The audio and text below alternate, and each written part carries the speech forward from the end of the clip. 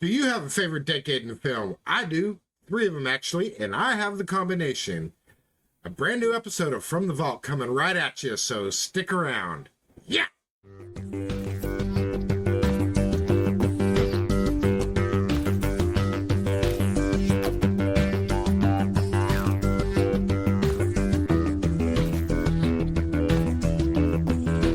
Greetings, fellow den dwellers. I'm Scott. Welcome back to the Movie Den. I am thrilled to have you join me here on this new episode of From the Vault. And as we embark on this journey into the vault, I want to take a moment to express my deepest gratitude to each one of you for tuning into the channel. Your continued support and enthusiasm is the heartbeat of this channel. And I am thankful for the shared love of film that brings us all together. Now, as we dive into today's episode, I cannot help but reflect on the inception of the channel, which was a passion project that began with my very good friend and fellow film fan, Mike Scott.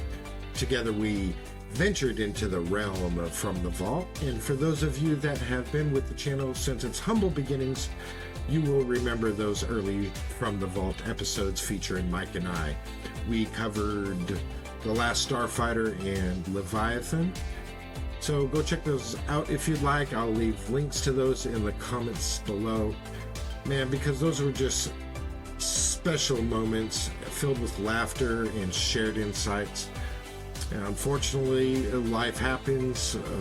Long story short, Mike was just not going to be available as he wanted to be for this channel. So, but his spirit lives on in the channel. Even though I'm flying solo. Mike, if you're watching, I love and miss you, brother. We'll see you soon.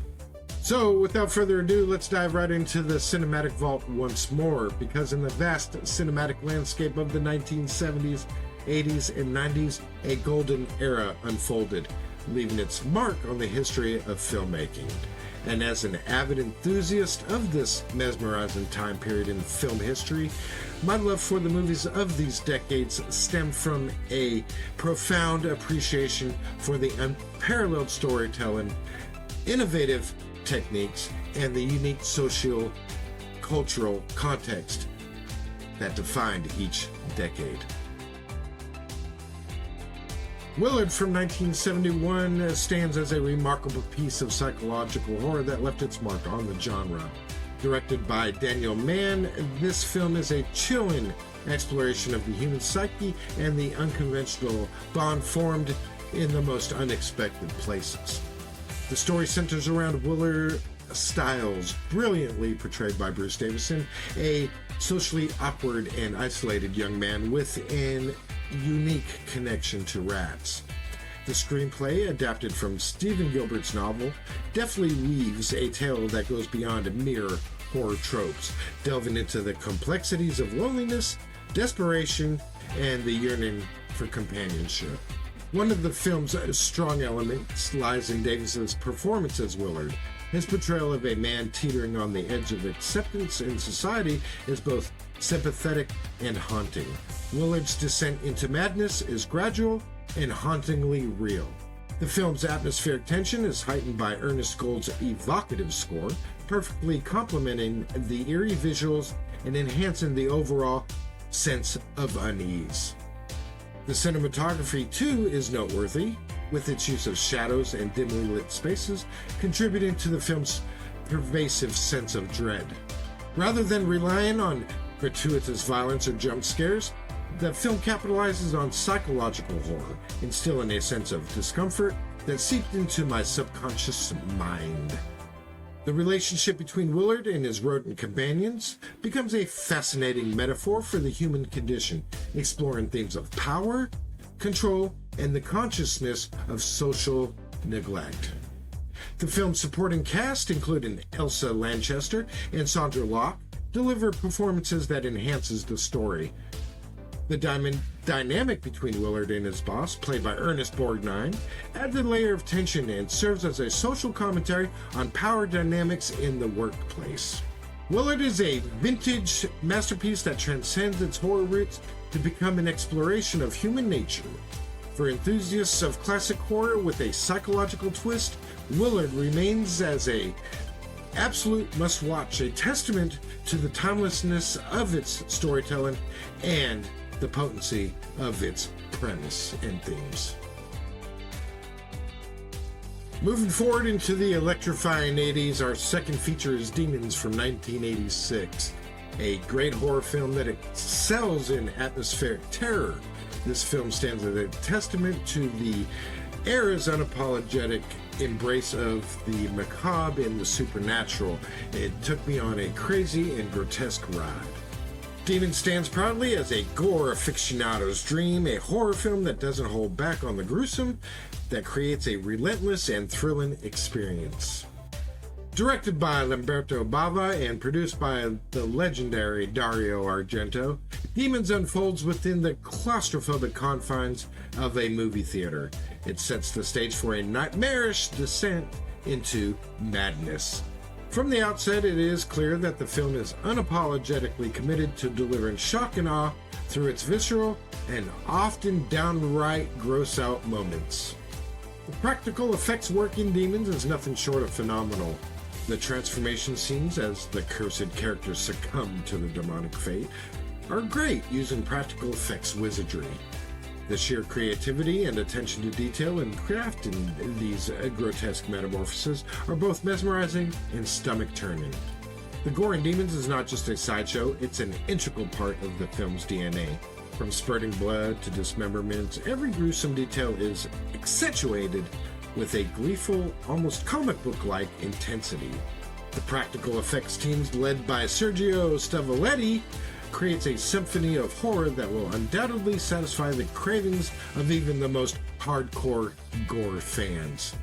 Demons has the ability to balance the shock value with a pulsating and engaging story. The quick pace kept me on the edge of my seat, and the clever use of the movie within a movie concept adds an extra layer of horror that blurs the lines between reality and fantasy. The film's soundtrack, featuring the iconic music of Claudio Simonetti, adds a pulse-pounding rhythm to the on-screen carnage. The synergy between the visuals and the music creates an immersive experience that heightens the impact of every grotesque scene. Demons is a tour de force in horror that revels in its gory excesses. For fans of practical effects, gruesome transformations, and unrelenting terror, this film is a must-watch. Lamberto Bava's vision, combined with Dario Argento's influence, has birthed a horror gem that not only pushes the boundaries of gore, but does so with an infectious enthusiasm that makes it a standout in the horror genre. We conclude our journey into the vault with Lord of Illusions from 1995, a supernatural horror film directed by Clive Barker, and it's based on his novel The Last Illusion, and it combines a bit of horror, fantasy, and noir. The story follows Harry D'Amour, a private detective played by the wonderful Scott Bakula.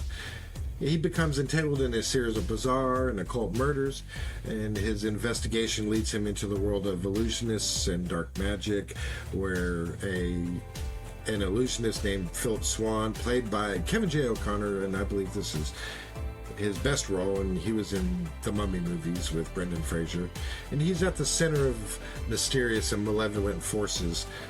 And as Harry delves deeper into the supernatural, he discovers a sinister cult and must confront dark forces beyond his understanding. Scott Bakula delivers a solid performance as the protagonist, capturing the essence of a detective caught in a web of dark magic and mysticism. Kevin J. O'Connor brings an enigmatic and charismatic presence to his role as Swann, making the character both intriguing and unsettling. The supporting cast, including Famke Janssen and Daniel von Baron, they also contribute effectively to the film's atmosphere. One of the things the film has going for it lies in its visual style and atmospheric cinematography. Clive Barker, known for his unique and imaginative approach to horror, infuses the movie with a dark and otherworldly ambience. The use of practical effects and creature designs are top-notch. The film explores themes of magic, illusion, and the blurred line between reality and fantasy, Barker weaves a complex narrative, and the film's pacing keeps it engaging, gradually unraveling the mystery and building tension as Harry D'Amour uncovers the dark secrets hidden within the illusionist's world. While the film predates the era of extensive CGI, the practical effects and creature designs stand out.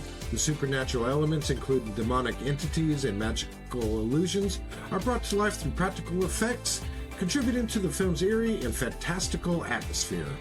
The film's score, composed by Simon Boswell, complements the dark and mysterious tone pretty well, and it also enhances the suspenseful and the horrific elements.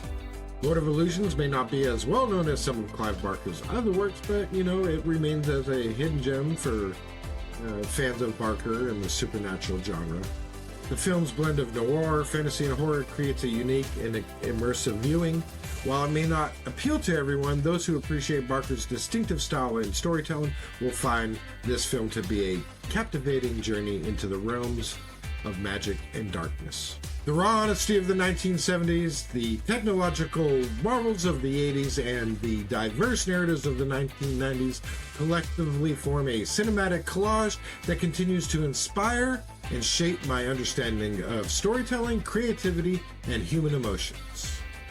That's it for today's video, guys. If you've liked today's video, please give me a big thumbs up. Share it with your friends and fam. Have you seen any of these films? Do you plan on seeing any of these films? What did you think of these films? Let me know down in the comments below. If you're new to the channel and would love to be a member of the Den, please subscribe and hit that notification bell. Make sure to click all under notifications to be notified when new content from the Den drops. Again, I'm Scott. Thank you for joining me in the Movie Den. I'll see you on the next one. Be safe. Yeah!